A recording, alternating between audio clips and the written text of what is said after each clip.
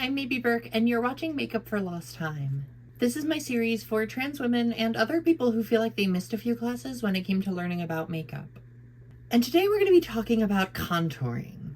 Even though as my relationship to makeup has grown, my relationship to contouring has decreased. I don't really contour at all anymore. I do sometimes. I do know how to, and we'll talk about what I do instead in the future, but for today's purposes, we're going to talk about contouring because a lot of people have questions about it and a lot of people like to do it. Now, an important part of knowing what we're doing when we're contouring is knowing what we mean by contouring. And so contouring is basically setting up your face so that if a light was hitting you head on, there would be shadows that fall in certain places. To highlight certain features, we have to contour the other features. And so contouring is going to be making a shadow, bringing things back and pulling things away a little bit so that other features can be highlighted and brought to the foreground. And so a lot of people actually contour with what's known as bronzers, and we're going to talk more about bronzers next week.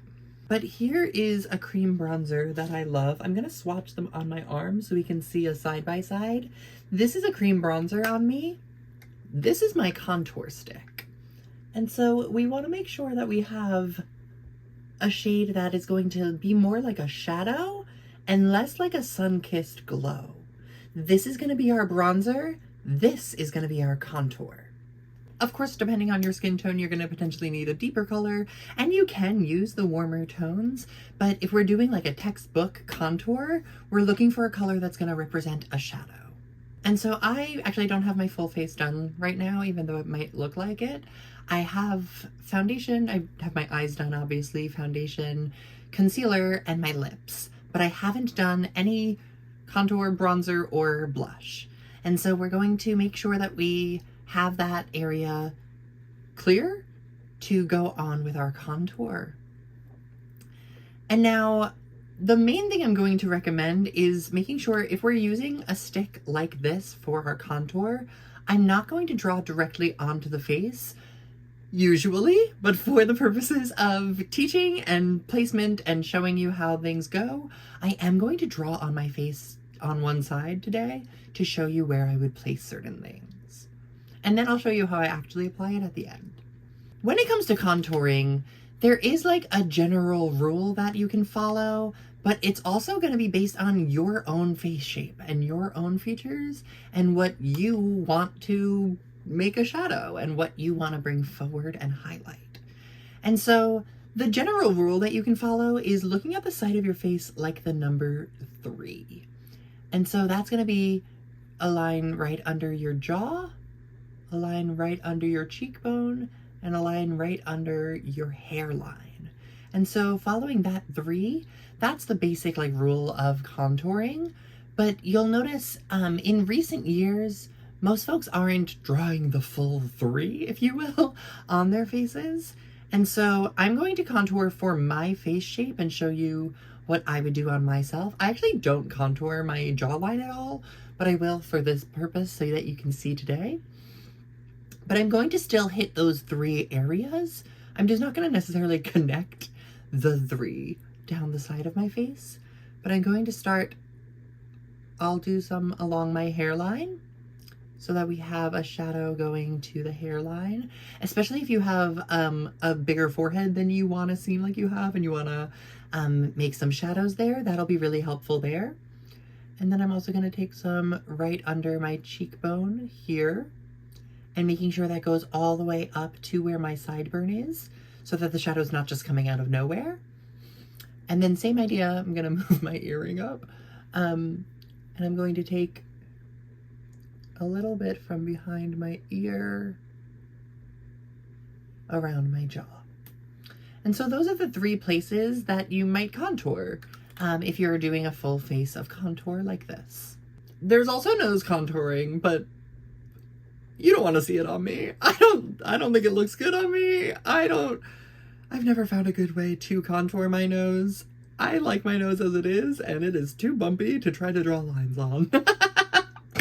To blend this in, I'm going to kind of stamp it in place and work it up towards the hairline so that there's a shadow going up towards my hairline.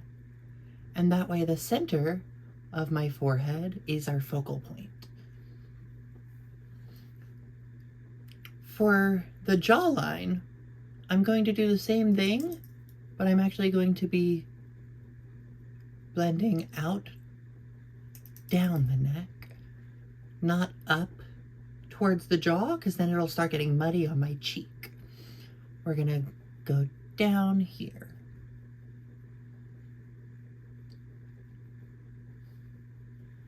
And you'll see that makes what looks like a shadow underneath my jawline.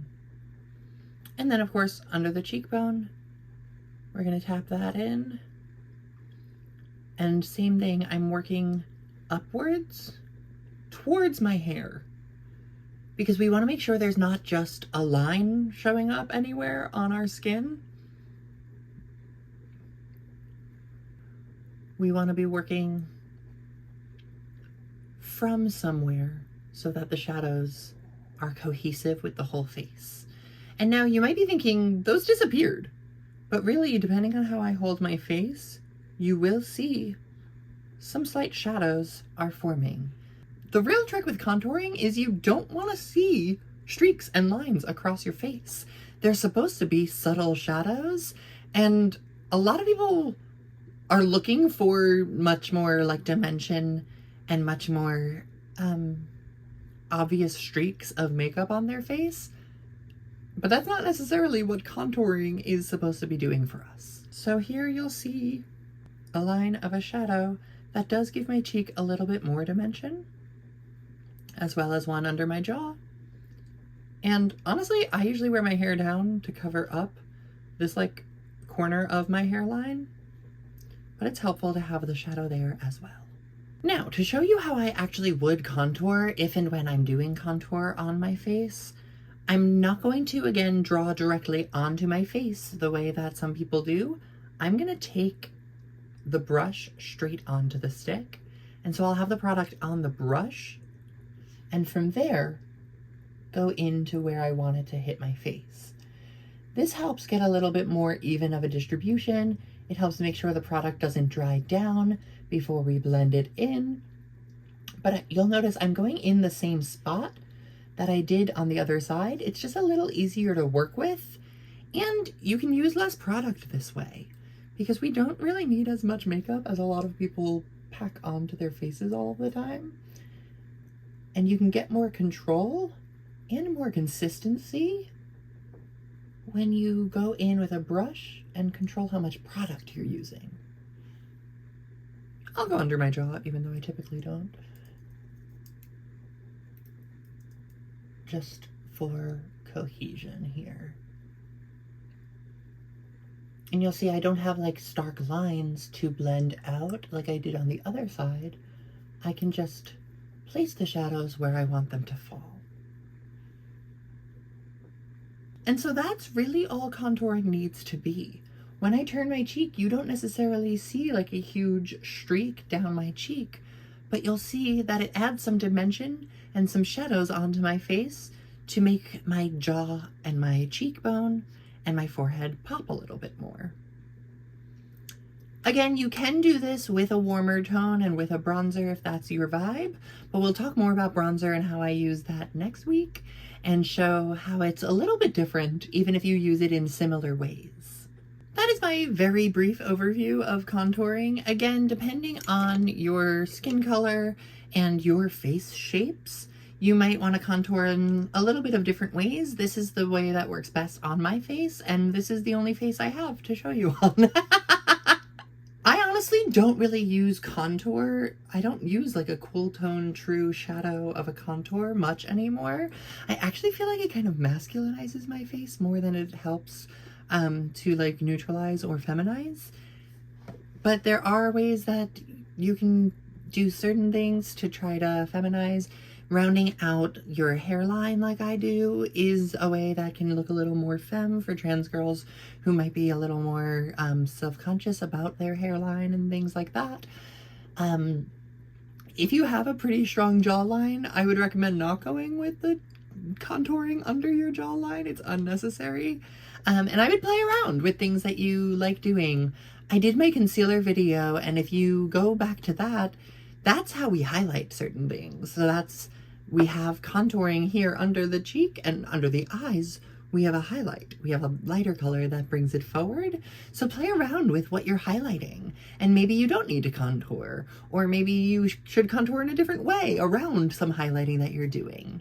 Play around with what works best for your face shape, and find other people who have faces that are similar to yours and see what they're doing. Because one face is only gonna be able to do so much, and you're gonna learn the best from people who also look like you.